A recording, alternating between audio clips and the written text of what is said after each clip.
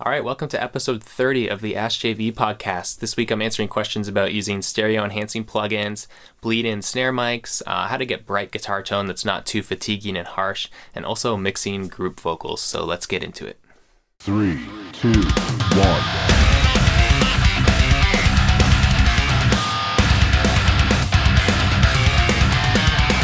This is the AskJV Show. Our first question comes from Christian. I've been thinking a lot about stereo enhancement plugins lately. Do you use them yourself? Which ones and when in the mixing process? I've used Reaper's stereo enhancer plugin myself, and it works great with no issues as far as I can hear, but I can tell it affects the EQ of the side signals. This leads me to believe I should be mixing into it from the beginning so that I avoid messing up my mix by slapping it onto a finished mix at the end. However, my gut tells me this is wrong, probably because I've never heard of anyone doing that. What are your thoughts on this subject? That's something I have used in the past. Even on my mix bus, I've tried a little bit of that, stereo widening plugins. But it's not something I really touch anymore. Maybe the odd time if I've got, maybe a big group vocal or something that I want to be purposely sounding like it's outside of the speakers or something, then I might use a stereo widener or stereo enhancer plugin. But in general, I kind of stay away from these. I just wasn't really digging the results I got from them. And I just found that just simply, panning things out hard left and right, using the left center right mixing approach for the most part, having things panned either hard outside or right in the middle, that just gave me a lot of width in the mix anyway. So in general, I don't use those plugins a lot. I would, there's nothing wrong with it if you like the sound and you're able to get something good out of it. I'm sure there are lots of mixers who do. Not really my thing, so make your own call on that, and I would say if you are going to use them, maybe try to do it on individual tracks or buses as opposed to on the whole mix.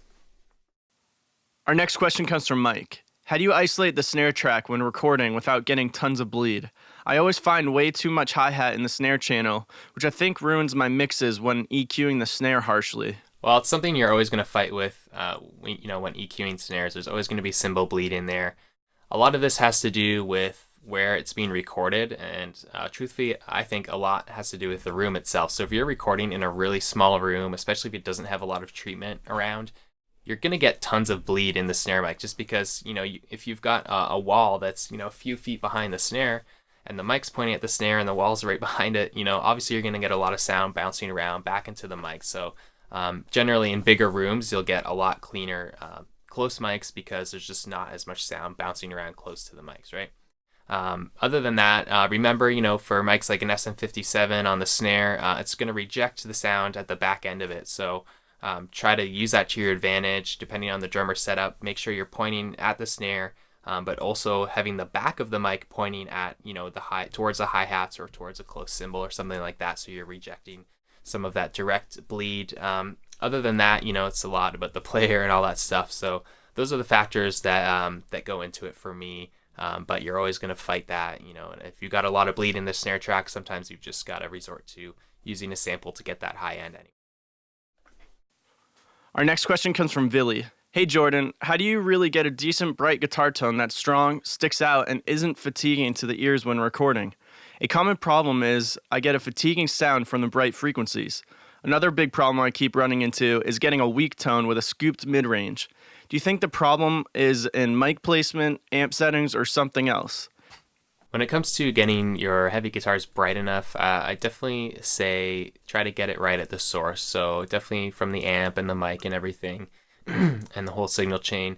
I find if you're trying to add a whole bunch of top end to distorted guitars in the mix, it usually is a lot harsher than just capturing it brighter to begin with. So I like to just reference a little bit, as I'm dialing in my tone, maybe flip on a record that I like out of the same speakers, of course, and just make sure I'm in the right ballpark. I'm not trying to copy or match someone else's tone, which can be a never-ending rabbit hole, but just trying to make sure that it's bright enough or that it has enough low end or maybe not too much low end, and just adjust from there, on the amp, just adding enough high end.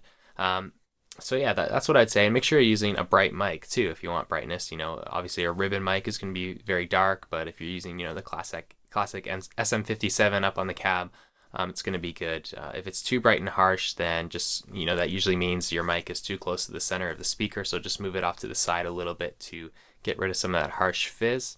In terms of the scooped mid-range, I think it can be tempting to do this a lot on guitars and a lot of other tracks too. It's definitely a problem I had. I found myself, especially on guitar tracks, I'd always dip out around 300 or 350.